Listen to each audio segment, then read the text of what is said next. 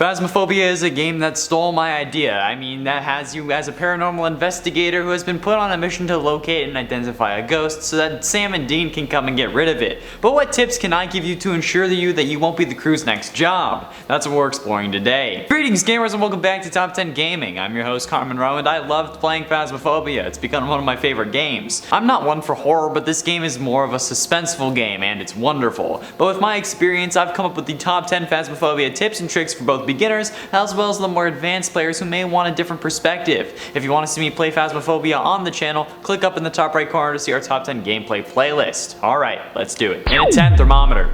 A thermometer, while not in your initial arsenal of tools, is a must-have for any ghost hunter. While you can detect freezing temperatures without one, it's much more difficult and even more difficult to find the room that the ghost is in. Any room under 10 degrees has a ghost in it, and this is able to be visually seen on the thermometer, but you have no indication otherwise. You can find it with things like the EMF reader, but a thermometer will help a lot more and be a lot faster than the EMF reader or some other tools. So after your first real mission, purchase a thermometer when you get the funds so that you won't be spending as much time searching next time. It can also help identify whether you're likely to get freezing temperatures or not. For example, I was streaming the game on my Twitch last Wednesday and it was nearly impossible for me to get below 10 degrees, so I knew it wasn't going to get below 0, so I could eliminate any form of ghost that had freezing temperatures as evidence. And at 9, pack light. Whenever you're going out on a mission, you have a set of tools that you keep in the van. These are the tools that you start the game with and they can't get lost if you die or leave them in the house. However, other tools such as a tripod, thermometer, crucifix, and more can all get lost if you leave them behind or get yourself killed. So when adding extra items, only pack the essentials.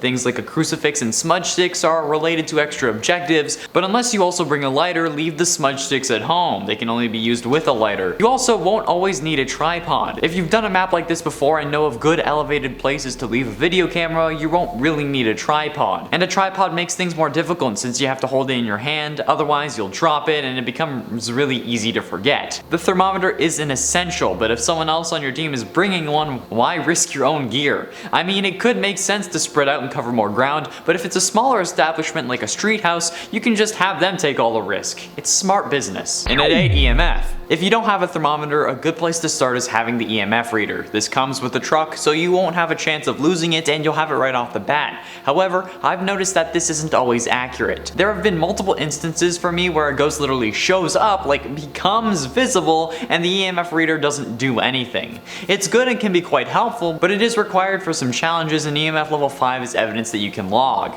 I personally use the thermometer to find the potential room and then grab the EMF reader and use it like an alert system. If it starts lighting up, I know to start being quiet, unless I'm looking for EMF 5. Now, EMF isn't necessarily evidence of a ghost getting angry, just ghost activity. Sometimes finding activity will be listed on the objectives board, but that only requires level 2, so don't feel the need to get more. And if you end up seeing a level 5, write it down in your journal. And at 7, elimination. Elimination is one way to help narrow down what you could be dealing with. It's not often a hunter's first resort, but it can be extremely helpful in the early stages of the game, since after finding one piece of evidence, you have plenty of options. For example, if you put a ghost writing book down and it doesn't get written in for a while, you can eliminate any option that has ghost writing as potential evidence. I've used this multiple times to identify what kind of ghost it is, and it helps make the hunt faster if you know what to look out for. It really helps if you can't get any evidence, like previously for me. It was impossible to get any form of EMF or fingerprints, but I knew I wasn't getting ghost writing, so I could eliminate a whole load of stuff, which brought it down to 3 possibilities, so I knew what else to look for. And at 6, the hunt. Hunts and Phasmophobia are probably the thing you want to avoid the most. Hunts are when the ghost activity level, which is visible from the van, spikes to a 10 and your light starts flickering. You can also hear your chest pounding with fear.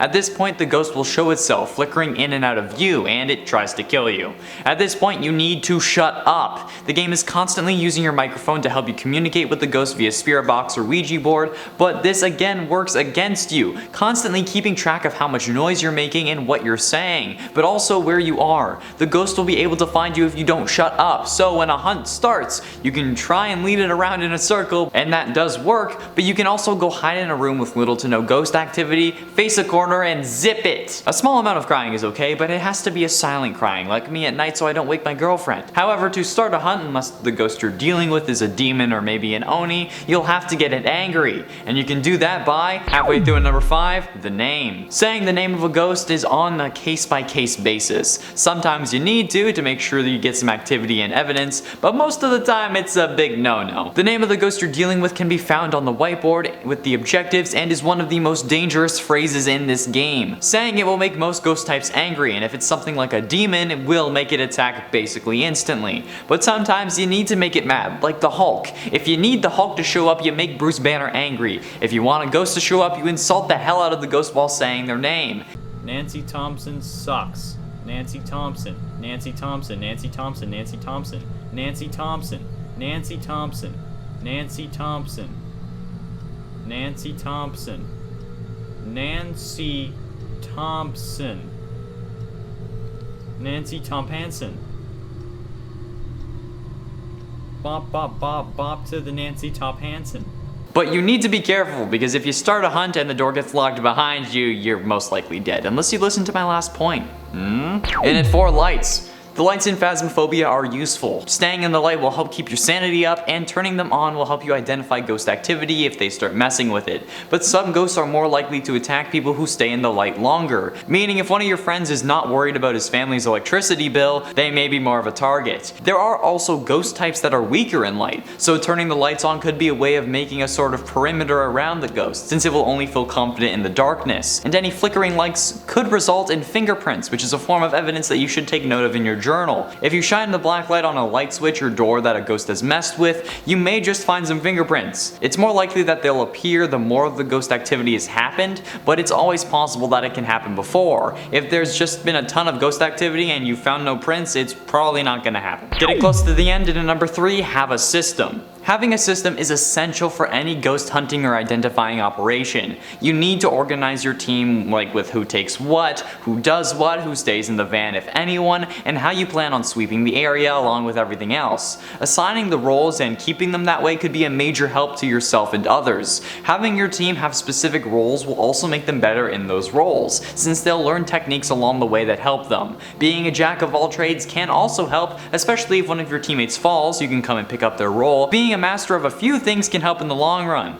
Don't be afraid to try and organize things. You have 5 minutes before the ghost starts lowering your sanity even more, and if you can be methodical enough to get it within those 5 minutes, you may be getting a bonus. And at 2, first tools. The first tools you take, especially when solo, will be the most important thing you can do. I personally like a leave it item as well as a leave it van item. Basically what I mean is I use the thermometer to help me find the room, and then I leave the ghost writing book in that room. Then I go back to the van, leave the thermometer there because you wouldn't need it if you'd have a negative temperature or below 10, because you'd be able to see it at that point. And then you can pick up 2 more items like the EMF reader and camera or the UV light. That isn't everyone's strategy. Some people consider the book to be a stage 2 item, but I like to be able to bring as many things for different kinds of evidence as possible, since I usually play the game alone. Finally, and at number 1, better safe than sorry. Since I usually play the game alone, I need to worry about myself. I don't have anyone to stick with, and I don't have anyone who can let me know if something's getting hairy, so I play the game safe. I've died once, and that's it.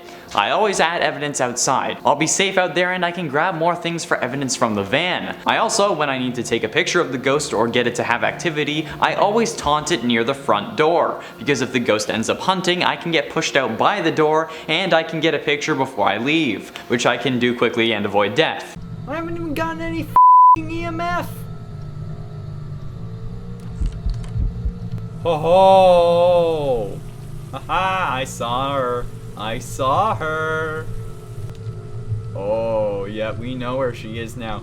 I legit had the thermometer pointed at her, and it still didn't go below 10 degrees.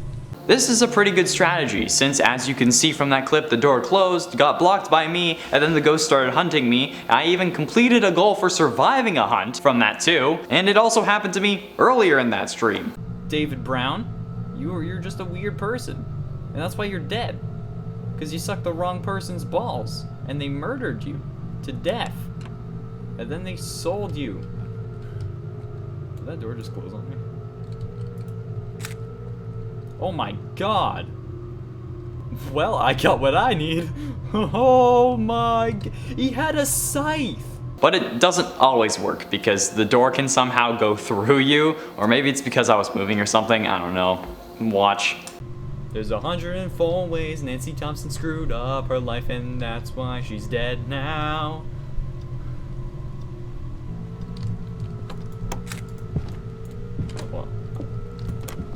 I'm dead. I'm dead. I'm dead. I'm dead.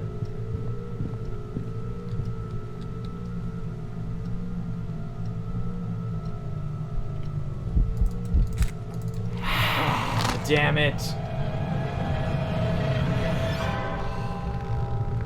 There we have it, friends, the top 10 Phasmophobia tips and tricks, not just the tip. These are all based on my own experiences with the game. Yours can end differently, but at least you'll have a baseline to start with, and maybe some more experienced players can learn a little something too. Phasmophobia is at its core a puzzle game, and it's your job to put the pieces together, but I hope this made it easier. The pieces are in place for you. Thank you all so much for watching. If you enjoyed, be sure you hit like and subscribe for daily gaming content, and ring that bell to join the clan and level up. Thank you all so much for watching. I have been and shall remain Connor Monroe, and I'll see you in another video.